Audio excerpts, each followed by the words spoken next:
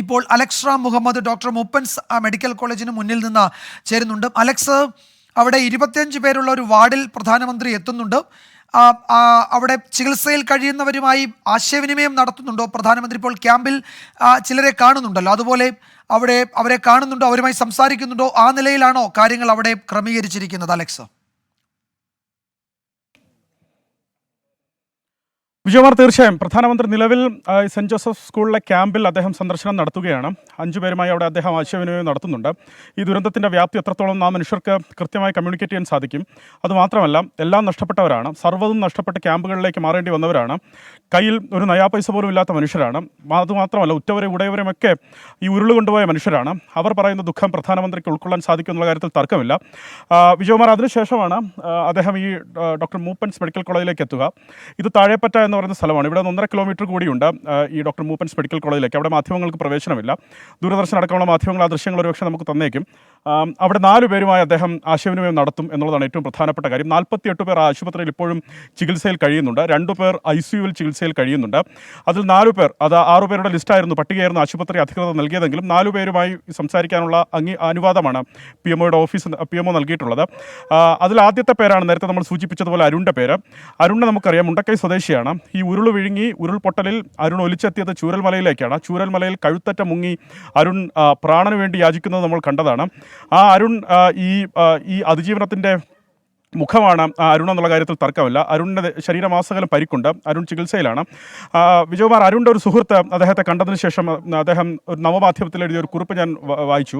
അതിൽ പറയുന്നത്, ഈ ഉരുളിനെ അദ്ദേഹം കണ്ടു, ഉരുൾപൊട്ടലിൽ അദ്ദേഹം ഒഴുകി വന്നതൊക്കെ അദ്ദേഹം അറിയുന്നുണ്ട്, പക്ഷേ എനിക്കപ്പോഴും മരിക്കണ്ടായിരുന്നു എന്നാണ് അദ്ദേഹം പറയുന്നത്. ആ കരളുറപ്പാണ് അദ്ദേഹത്തിനെ അവിടെ പിടിച്ചു നിർത്തിയത് എന്നുള്ളതാണ് ഏറ്റവും പ്രധാനപ്പെട്ട കാര്യം.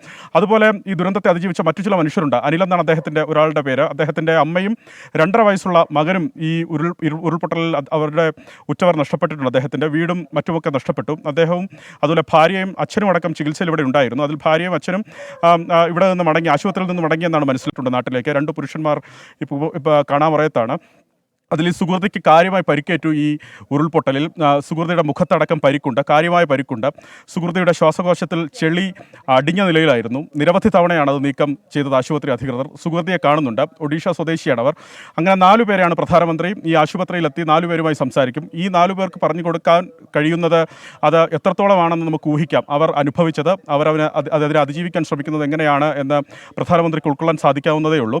25 പേരുള്ള ഒരു വാർഡിൽ അദ്ദേഹം മറ്റുള്ള ഈ ആശുപത്രിയിൽ ചികിത്സയിൽ കഴിയുന്ന മറ്റുള്ളവരെയും കാണുമെന്നുള്ളതാണ് മനസ്സിലാക്കുന്നത്. ആശുപത്രിയിൽ നിന്ന് ഏതാണ്ട് 16 കിലോമീറ്റർ ഉണ്ട് കൽപ്പറ്റയിലേക്ക് അദ്ദേഹം തിരികെ മടങ്ങും. അവിടെ കളക്ടറേറ്റിലേക്ക് എത്തി ഈ അവലോകന യോഗത്തിൽ അദ്ദേഹം പങ്കെടുക്കും. ഈ ദുരന്തത്തിൻ്റെ നമ്മുടെ സംസ്ഥാന സർക്കാർ സംവിധാനം ഈ ദുരന്തവുമായി ബന്ധപ്പെട്ട് അവർ സ്വരൂപിച്ച വിവരങ്ങൾ, അവരുടെ പക്കലുള്ള നഷ്ടത്തിൻ്റെ കണക്ക്, വ്യാപ്തിയുടെ ആഴം അത് എത്രത്തോളമാണ്, സംസ്ഥാന സർക്കാർ എന്താണ് പ്രതീക്ഷിക്കുന്നത്, ആ വിവരങ്ങൾ സർക്കാർ അധികൃതർ പ്രധാനമന്ത്രിയെ ധരിപ്പിക്കുമെന്നുള്ളതാണ് ഏറ്റവും പ്രധാനപ്പെട്ട കാര്യം. ഇപ്പോൾ പോലീസിൻ്റെ വാഹന വ്യൂഹം ഒന്നൊന്നായി ഈ ആശുപത്രിയിലേക്ക് കടന്നു വരുന്നുണ്ട്. ഈ മേഖലയൊന്നാകെ, അതായത് ഈ ഡോക്ടർ മൂപ്പൻസ് മെഡിക്കൽ കോളേജുള്ള പ്രദേശം, അതുപോലെ ഈ ചൂരൽമല പ്രദേശം, ഒപ്പം കൽപ്പറ്റ മേഖലയൊന്നാകെ വലിയ പോലീസിൻ്റെ ബന്ധവസിലാണ്. സുരക്ഷാ ഉദ്യോഗസ്ഥരുണ്ട്. അവർ രാവിലെ തന്നെ തമ്പടിച്ചിട്ടുണ്ട്. ഇരുവശങ്ങളും ബാരിക്കേഡ് ഉപയോഗിച്ച് ഇരുവശങ്ങളും തടഞ്ഞിട്ടുണ്ട്. ഗതാഗതം നിയന്ത്രിച്ചിട്ടുണ്ട്. ആളുകൾ പ്രധാനമന്ത്രിയെ കാണുന്നതിന് വേണ്ടി ആളുകളും എത്തിയിട്ടുണ്ട്. അവർക്കറിയാം ഈ നാടിൻ്റെ നഷ്ടം എന്താണെന്ന് അവർക്കറിയാം. നമ്മൾ നേരത്തെ പറഞ്ഞ ചില പേരുകൾക്കപ്പുറത്തേക്ക് ഇപ്പോൾ ഈ മേപ്പാടിയിലെ ക്യാമ്പിൽ പ്രധാനമന്ത്രി കാണുന്നവരുടെ പുതിയ ചില പേരുകൾ, ഇപ്പോൾ അതിലൊന്ന് മുഹമ്മദ് ഹാനി, ഷറഫുദ്ദീൻ, ശ്രുതി, ജിഷ്ണു, ഹർഷ, നസീമ, സുധാകരൻ, പവിത്ര എന്നിവരുടെ പേര് കൂടി വരുന്നുണ്ട്. അപ്പോൾ എനിക്ക് തോന്നുന്നത് പ്രധാനമന്ത്രി അവിടെയും കൂടുതൽ ആളുകളുമായി അവരുടെ അനുഭവങ്ങൾ കേൾക്കുന്നുണ്ടെന്ന് തോന്നുന്നു. ഇവരൊക്കെ ആ ദുരന്ത ദിവസത്തെ, ആ ദുരന്ത മണിക്കൂറുകളെയൊക്കെ അതിജീവിച്ച ആളുകളായിരിക്കുമല്ലോ. അപ്പോൾ അവരിൽ നിന്നൊക്കെ കൂടുതൽ കാര്യങ്ങൾ കേൾക്കാൻ പ്രധാനമന്ത്രി ആഗ്രഹിക്കുന്നതുകൊണ്ടായിരിക്കാം ഇപ്പോൾ ഏതാണ്ട് 4-5 പേരുടെ പുതിയൊരു പട്ടിക കൂടി ഇപ്പോൾ വരുന്നുണ്ട്. അദ്ദേഹം ഈ സമയത്ത് നമ്മൾ പറയുമ്പോൾ മേപ്പാടിയിലെ ക്യാമ്പിൽ ദുരന്ത ബാധിതരെ കാണുകയാണ്, അവരുമായി സംസാരിക്കുകയാണ് എന്ന വിവരം കൂടി വരുന്നുണ്ട്. അലക്സിന് തുടരാം. വിജയകുമാർ, തീർച്ചയായും അതായത് കൂടുതൽ പേരെ അദ്ദേഹം കാണുന്നു എന്നുള്ളതാണ്. 2 മണിയായിരുന്നു നേരത്തെ നിശ്ചയിച്ചിരുന്ന പ്രധാനമന്ത്രി ആശുപത്രിയിലേക്ക് എത്തുമെന്ന് നിശ്ചയിച്ചിരുന്ന സമയം. അത് അപ്പാടെ മാറിയിട്ടുണ്ട്. 1 മണിക്കൂർ കൂടി മുന്നോട്ട് പോയിട്ടുണ്ട്, 3 മണിയായി. അതിൽ വിജയകുമാർ സൂചിപ്പിച്ച ദുരിതാശ്വാസ ക്യാമ്പിൽ അദ്ദേഹം കാണുമെന്ന് പറഞ്ഞ മുഹമ്മദ് ഹാനി, 12 വയസ്സുകാരനാണ് മുഹമ്മദ് ഹാനി. മുഹമ്മദ് ഹാനിയുടെ അതിജീവനത്തിൻ്റെ കഥ വല്ലാത്തൊരു കഥയാണ് വിജയകുമാർ. അദ്ദേഹം ഈ കുട്ടിയടക്കം 12 പേരാണ് ആ കുടുംബത്തിലുണ്ടായിരുന്നത്. അതിൽ 3 പേരാണ് അവശേഷിക്കുന്നത്. അത് മുഹമ്മദ് ഹാനിയുണ്ട്. മുഹമ്മദ് ഹാനിയുടെ വാപ്പായുടെ അനുജൻ്റെ മകൾ 5 വയസ്സുകാരി സിഥറ അതിജീവിച്ചിട്ടുണ്ട്. അതുപോലെ മുഹമ്മദ് ഹാനിയുടെ മുത്തശ്ശി അതിജീവിച്ചിട്ടുണ്ട്. ആ 3 പേരേ ഉള്ളൂ. 9 പേരെയാണ് അവർക്ക് ഈ ദുരന്തത്തിൽ മിസ്സായത്. അതിൽ 4 പേരെ കണ്ടെത്തിയിട്ടുണ്ട്. 5 പേര് ഇനിയും കാണാവറയത്താണെന്നാണ് അവരുടെ ബന്ധുക്കൾ പറഞ്ഞത്. ഹാനി ഒരു കമ്പിയിൽ, ആ മുണ്ടക്കൈ പള്ളിക്ക് സമീപമുള്ള ഒരു കമ്പിയിൽ തൂങ്ങിക്കിടക്കുകയായിരുന്നു. അവരുടെ 2 വീടുകളിലായാണ് ഇവർ താമസിച്ചിരുന്നത്, ഈ 12 പേരും. ഈ കനത്ത മഴ ഇവിടെ തിമിർത്ത് പെയ്യുന്നുണ്ട്. മേഖലയൊന്നാകെ തിമിർത്ത് പെയ്യുന്നുണ്ട്. ആളുകൾക്ക് വലിയ ഭയം തോന്നിയ ഒരു സമയമാണ്. സുരക്ഷിത സ്ഥാനത്തേക്ക് മാറാം എന്നുള്ളത് കണക്കിൽ കണ്ടാണ് അവർ ആ മുണ്ടക്കൈ പള്ളിക്ക് സമീപമുള്ള അവരുടെ ക്വാർട്ടേഴ്സിലേക്ക് മാറുന്നത്. ആ ക്വാർട്ടേഴ്സ് ഒന്നാകെ ഉരുളെടുത്ത് പോയതാണ്. അങ്ങനെയാണ് ഈ ജീവഹാനി അവർക്ക് സംഭവിച്ചത്. ഹാനി ഈ ഒരു ഇരുമ്പ് കമ്പിയിൽ തൂങ്ങി നിൽക്കുകയായിരുന്നു. ഹാനിയിലേക്ക് വിരൽ ചൂണ്ടിയത് മണ്ണിൽ പുതഞ്ഞു കിടന്ന 5 വയസ്സുകാരിയാണ്. 5 വയസ്സുകാരി സിദ്ധറയാണ്. അവർ അതിജീവിച്ചിട്ടുണ്ട്, കുട്ടികളാണ്. ആ മുഹമ്മദ് ഹാനിക്ക് പറയാനുണ്ടാകുമെന്നുള്ള കാര്യത്തിൽ തർക്കമില്ല. അതുപോലെ അത്തരം അതിജീവനത്തിൻ്റെ കഥയാണ് പ്രധാനമന്ത്രി കേൾക്കുന്നത്. അതിന് സമയമെടുത്ത് അദ്ദേഹം കേട്ടോട്ടെ എന്ന് തന്നെ നമ്മളും ആശിക്കുന്നുണ്ട്. സമയമെടുത്ത് അദ്ദേഹം കേട്ടോട്ടെ, അദ്ദേഹം ഈ ആളുകൾക്ക് പറയാനുള്ളത് അദ്ദേഹം അറിഞ്ഞോട്ടെ, ആ വ്യാപ്തി അദ്ദേഹം മനസ്സിലാക്കിക്കോട്ടെ, സാഗൂതം അത് അദ്ദേഹം നിരീക്ഷിച്ചോട്ടെ. അതിനുശേഷം ഈ സുധാകരനും അതുപോലെ വീട് ഒക്കെ തകർന്ന ഒരു ആളാണല്ലോ അല്ലെ അലക്സ്?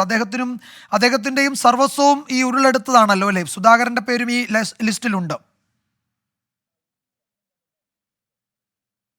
അതേ വിജയം, സുധാകരൻ സമാനമായി അദ്ദേഹത്തിൻ്റെ കുടുംബാംഗങ്ങളെയും ഉറ്റവരെയും ഉടയവരെയും വീടും ഒക്കെ നഷ്ടപ്പെട്ട മനുഷ്യനാണ്. ഞാൻ നേരത്തെ സൂചിപ്പിച്ചു, ഈ ദുരിതാശ്വാസ ക്യാമ്പിലെത്തി പ്രധാനമന്ത്രി സംസാരിക്കുന്നവർ അത്തരത്തിൽ എല്ലാം നഷ്ടപ്പെട്ടവരാണ്.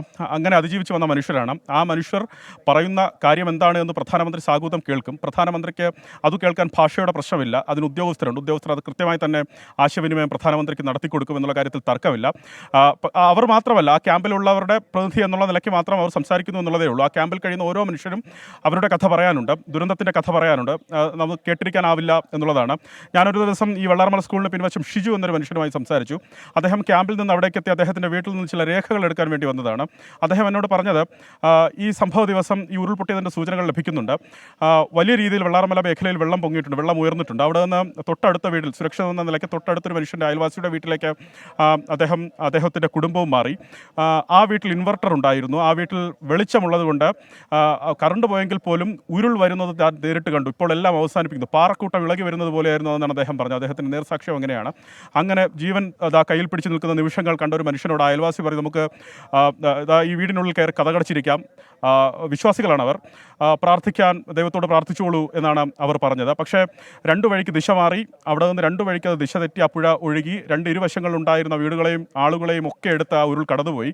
അങ്ങനെ ഒരു അനുഭവത്തിൻ്റെ കഥ ഷിജു പറഞ്ഞത് ഞാൻ ഓർക്കുന്നുണ്ട്. അതുപോലെ എല്ലാം നഷ്ടപ്പെട്ടു.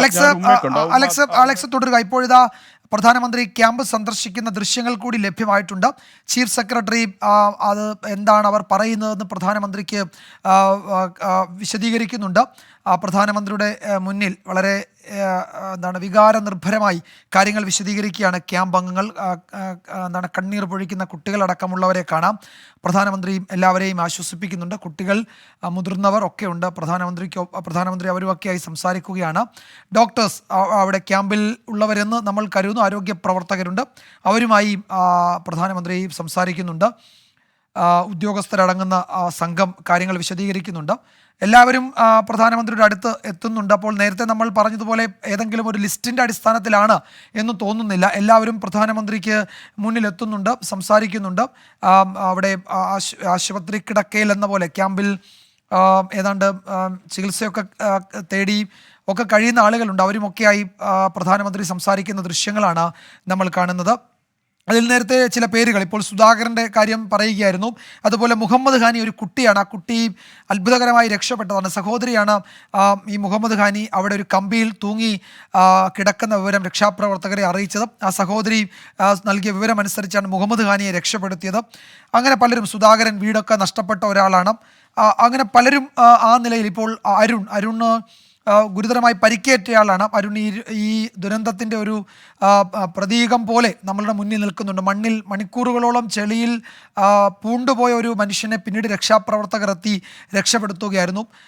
നേരത്തെ അലക്സ് പറഞ്ഞതുപോലെ മരിക്കാൻ തോന്നിയില്ല, അതുകൊണ്ട് ജീവനോടെ ബാക്കിയുണ്ടെന്ന് അരുൺ അദ്ദേഹത്തിൻ്റെ സുഹൃത്തിനോട് പറഞ്ഞ കാര്യം നേരത്തെ അലക്സ് ചൂണ്ടിക്കാട്ടി. അങ്ങനെ പല തരത്തിലുള്ള ദുരിത അനുഭവങ്ങളിലൂടെ ആ രാത്രിയിൽ കടന്നു വന്ന് അത്ഭുതകരമായി ഒക്കെ അതിജീവിച്ച ആളുകളാണ് ക്യാമ്പിൽ സെൻറ് ജോസഫിൽ ഇപ്പോഴുള്ളത്. അവരെയാണ് പ്രധാനമന്ത്രി കാണുന്ന. അവരുമൊക്കെയായി പ്രധാനമന്ത്രി സംസാരിക്കുകയാണ്. അതിനുശേഷമാണ് പ്രധാനമന്ത്രി ആശുപത്രിയിലേക്ക് പോകുന്നത്. അവിടെയും പ്രധാനമന്ത്രി ഏതാണ്ട് 20-25 ആളുകൾ താമസിക്കുന്ന ചികിത്സ തേടി കഴിയുന്ന വാർഡിലെത്തും. അവിടെയും പ്രധാനമന്ത്രി കുറച്ച് സമയം ചെലവഴിക്കും. അതിനുശേഷമാണ് പ്രധാനമന്ത്രി കളക്ട്രേറ്റിലെ അവലോകന യോഗത്തിൽ പങ്കെടുക്കാനായി പോകുന്നത്. ഇത് നമ്മൾ കാണുന്നത് ക്യാമ്പിൽ നിന്നുള്ള ദൃശ്യങ്ങളാണ്. മേപ്പാടിയിലെ ദുരിതാശ്വാസ ക്യാമ്പ്, അവിടെയാണ് പ്രധാനമന്ത്രി ഇപ്പോൾ എത്തിയിരിക്കുന്നത്. അവരുമൊക്കെയായി സംസാരിക്കുകയാണ്. പലരും പ്രധാനമന്ത്രിയെ കാണുമ്പോൾ കണ്ണീർ പൊഴിക്കുന്നുണ്ട്. പ്രധാനമന്ത്രി അവരെ ആശ്വസിപ്പിക്കുന്നുണ്ട്. കുട്ടികൾ അടങ്ങുന്ന ഒരു സംഘത്തിന് മുന്നിലാണ് പ്രധാനമന്ത്രി ഇപ്പോൾ നിൽക്കുന്നത്. നമ്മൾ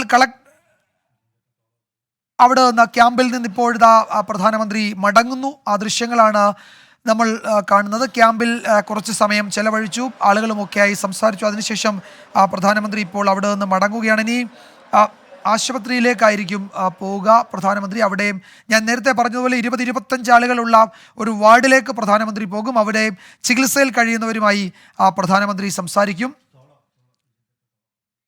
ശ്രീജിത്ത് ശ്രീകുമാരൻ വിവരങ്ങൾ നൽകും. ശ്രീജിത്ത്, പ്രധാനമന്ത്രി അവിടെ നിന്ന് മടങ്ങി ഇനി ആശുപത്രിയിലേക്കല്ലേ?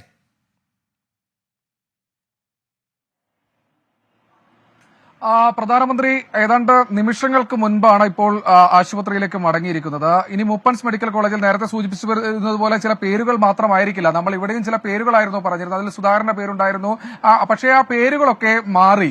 അതിനുശേഷം അദ്ദേഹം കുറച്ചധികം ആളുകളുമായി, അത് കുട്ടികളടക്കം, ആ ദൃശ്യങ്ങളിൽ നിന്ന് തന്നെ വളരെ വ്യക്തമാണ്, കുട്ടികളടക്കമുള്ള ആളുകളുമായി അദ്ദേഹം സംസാരിച്ചു. എന്താണെന്ന് രാത്രി സംഭവിച്ചത് എന്ന് ഒരു മടിയും കൂടാതെ രാജ്യത്തിന്റെ പ്രധാനമന്ത്രിയോട് കൃത്യമായ രീതിയിൽ ആളുകൾ, ദുരിതാശ്വാസ ക്യാമ്പിലെ ആളുകൾ പറഞ്ഞു കൊടുത്തു. അദ്ദേഹത്തിന് ആ ദൈന്യത നിറഞ്ഞ കണ്ണുകൾ, അല്ലെങ്കിൽ മരവിച്ച മനസ്സുമായി നിൽക്കുന്ന മനുഷ്യരെ അദ്ദേഹത്തിന് കാണാനായിട്ടുണ്ട്. എന്തായാലും അദ്ദേഹത്തിന് ഒരു വാക്കുകൾ വേണ്ടി വരില്ല. അവരുടെ മുഖത്തേക്ക്, നമ്മളൊക്കെ നോക്കുന്നത് പോലെ അവരുടെ മുഖത്തേക്കൊന്ന് നോക്കിയാൽ മാത്രം മതിയാകും. നമ്മളോട് അവർ അത്ര വൈകാരികമായി പറഞ്ഞെങ്കിൽ സ്വാഭാവികമായി അവരുടെ മുൻപിൽ നിൽക്കുന്നത് രാജ്യത്തിന്റെ പ്രധാനമന്ത്രിയാണ്. അദ്ദേഹത്തിന് മുൻപിൽ എന്താണെന്ന് രാത്രി, ആ ഉരുളെടുത്ത് പോകുന്ന രാത്രി എന്താണ് തങ്ങൾ കണ്ടത് എന്ന് അവർ പറഞ്ഞു കൊടുത്തിട്ടുണ്ടാകും. ഒരു ഭാഷയുടെയും വ്യത്യാസമില്ലാതെ, അല്ലെങ്കിൽ ഒരു മറുപടിക്കും, അല്ലെങ്കിൽ ആ ഭാഷ മനസ്സിലാക്കാത്ത തരത്തിലാണ് എന്നാൽ പോലും കൃത്യമായ രീതിയിൽ അവരുടെ കണ്ണുകൾ മാത്രം മതി അത് മനസ്സിലാക്കാൻ. അദ്ദേഹത്തിന് പരിഭാഷപ്പെടുത്തി കൊടുത്തിട്ടുണ്ടാകാം പക്ഷേ ആ പരിഭാഷയൊന്നും ആവശ്യമില്ല, പരിഭാഷകൾ ഏതും ആവശ്യമില്ല. അവരുടെ കണ്ണുകൾ മാത്രം കണ്ടാൽ മതി, അവരുടെ കണ്ണീര് മാത്രം കണ്ടാൽ മതി.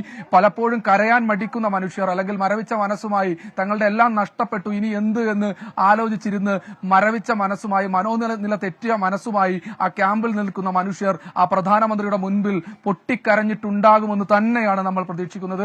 ആ കരച്ചിൽ അദ്ദേഹത്തിന്റെ മനസ്സിൽ എത്തിയിട്ടുണ്ടാകാം. ആ കരച്ചിലൂടെ മനുഷ്യൻ, മലയാളി, അല്ലെങ്കിൽ നമുക്ക് മുണ്ടക്കൈക്കാർക്ക്, വയനാട്ടുകാർക്ക്, കേരളത്തിന് വേണ്ടതെന്താണ്, മറ്റൊരു മുണ്ടക്കൈ, അല്ലെങ്കിൽ മറ്റൊരു പുഞ്ചിരിമട്ടം, അല്ലെങ്കിൽ മറ്റൊരു ചൂരൽമല, അത് അദ്ദേഹത്തിന്റെ മനസ്സിലുണ്ടാകാം. ഇനി നേരെ പോകുന്നത് ഡോക്ടർ മൂപ്പൻസ് മെഡിക്കൽ കോളേജിലാണ്. ഇവിടെ ഏതാണ്ട് 10 മിനിറ്റ് അല്ലെങ്കിൽ 15 മിനിറ്റ് എന്ന് പറഞ്ഞു. അത് ഏതാണ്ട് ഒരു 20 മിനിറ്റ് 25 മിനിറ്റിലേക്ക് നീണ്ടു. അവിടെ മെഡിക്കൽ ശരി, ശ്രീജിത്ത്, ഇപ്പോൾ പ്രധാനമന്ത്രി അവിടെ നിന്ന് മടങ്ങിയിരിക്കുന്നു.